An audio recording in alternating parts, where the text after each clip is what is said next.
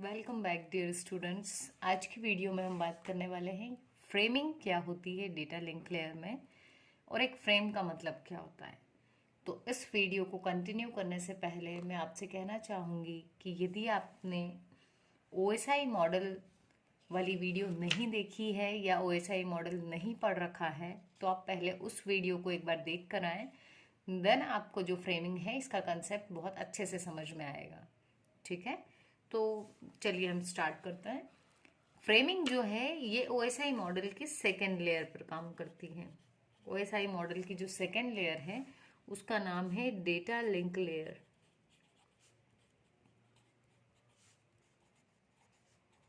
इस लेयर के नीचे होती है फर्स्ट लेयर जिसको हम फिजिकल लेयर बोलते हैं।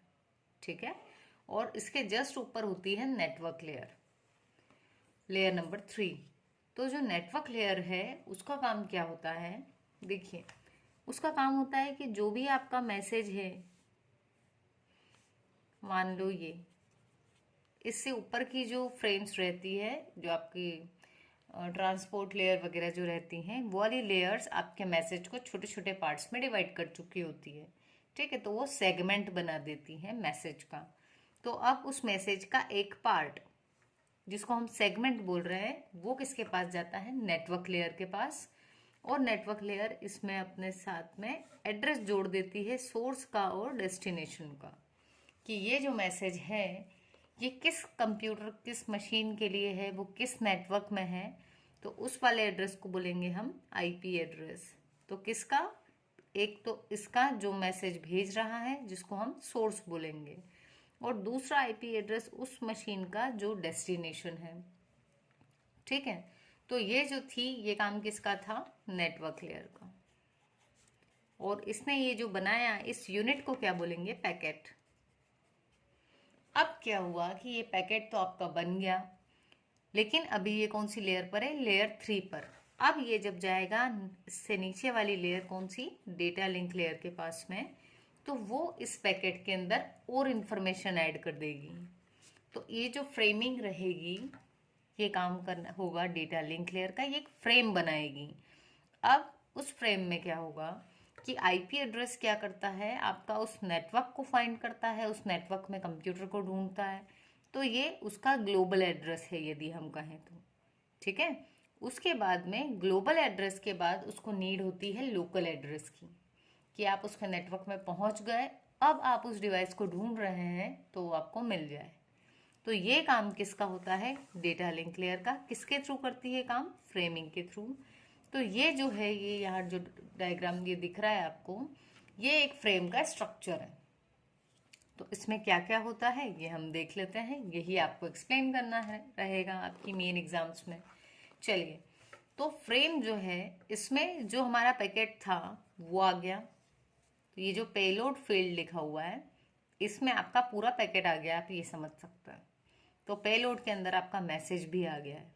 ठीक है, तो फ्रेमिंग का काम क्या है, इस पैकेट के साथ में और इन्फॉर्मेशन को जोड़ देना।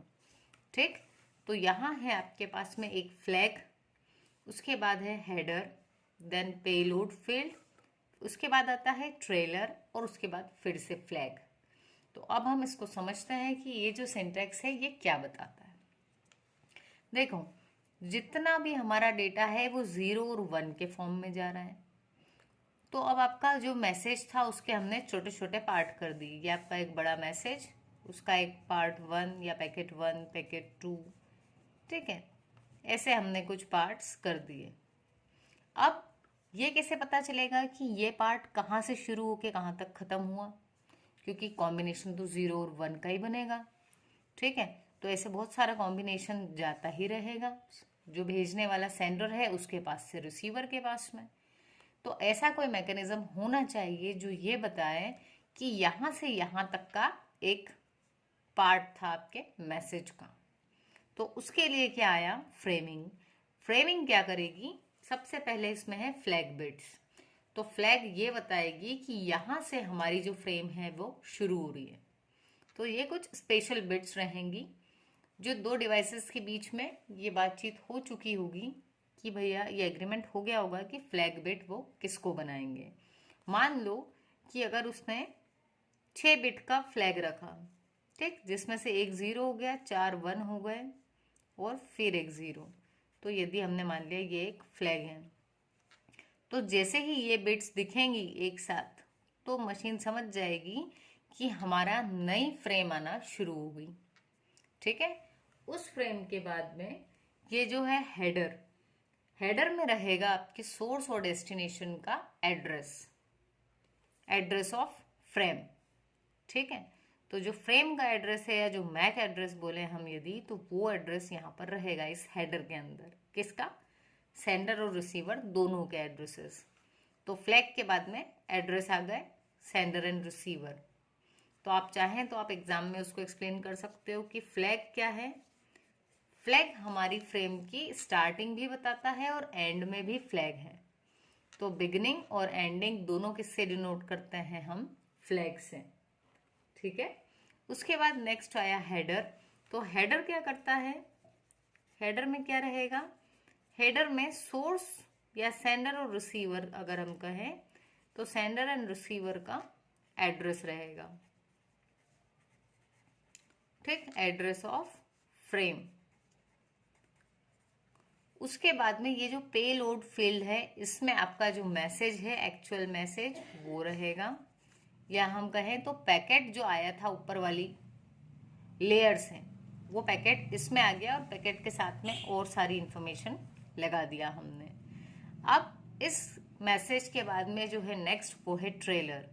डेटा लिंक लेयर इसलिए भी जानी जाती है कि ये काम करती है एरर कंट्रोल और फ्लो कंट्रोल का, ठीक है।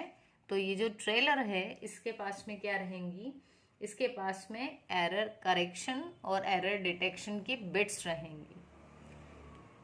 एरर डिटेक्शन की जो टेक्निक्स थी CRC, LRC, VRC, ठीक है, तो उससे रिलेटेड इंफॉर्मेशन यहाँ पर रहेगी ताकि ये जो मैसेज पहुँच रहा है उसको चेक किया जा सके। और यहाँ जो एरर करेक्शन और डिटेक्शन की बिट्स हैं उससे एक बार टैली कर लें। उससे क्या होगा आपका एरर कंट्रोल। एरर कंट्रोल से हमें ये पता चल जाएगा कि ये जो अपना मैसेज ट्रेवल होके आया है इसमें कहीं कोई एरर तो नहीं है, ठीक है। तो ये है हमारा फ्रेम का स्ट्रक्चर। और एंड में फिर से एक फ्लैग बना दिया, तो ये वाले फ्लैग में भी वही बिट्स आएंगी जो पहले आई थी। अब ये सब मिलके कंप्लीटली एक फ्रेम बन गई। ये सब ये डिनोट करेगी कि मैसेज का एक छोटा सा पार्ट जो है वो यहाँ पर कंप्लीट हुआ। अब दूसरी फ्रेम आनी है तो सेम तरीके से आएगी। चेंजेस कहाँ आ जाएंगे आपके पेलोड में, ठीक है। तो पेलोड में मैसेज बदल गया, उसकी डिटेक्शन, एरर करेक्शन और डिटेक्शन की जो बिट्स थी वो भी बदल सकती हैं, लेकिन जो आपका फ्लैग है वो बिट सेम रहेगी। हेडर में जो आपका एड्रेस था सोर्स और डेस्टिनेशन का वो सेम रहेगा, क्योंकि ये वाली फ्रेम भी उसी मैसेज का एक पार्ट है, तो यहाँ पर एड्रेस तो सेम ही रहेगा। तो ये है फ्रेमिंग, ये डेटा लिंक लेयर पे होती है। इसका काम आपका एरर कंट्रोल भी होता है, फ्लो कंट्रोल होता है, इसमें एरर करेक्शन और डिटेक्शन की बिट्स भी होती हैं। हेडर होता है जिसके अंदर आपके सेंडर और रिसीवर का फ्रेमिंग एड्रेस होता है। So this was all about framing. यदि कंसेप्ट आपको समझ में आ गया है तो आप खुद से इस पे एक पैराग्राफ लिख पाएंगे, ठीक है। आप इसको एक बार रिवाइज करके फिर से देख लें वीडियो को, तो आपको चीज़ें कंफर्म हो जाएगी। सिर्फ आपको जो याद रखना है वो है ये इस फ्रेमिंग का स्ट्रक्चर, जिसमें इसी ऑर्डर में, इसी सीक्वेंस में लिखना है।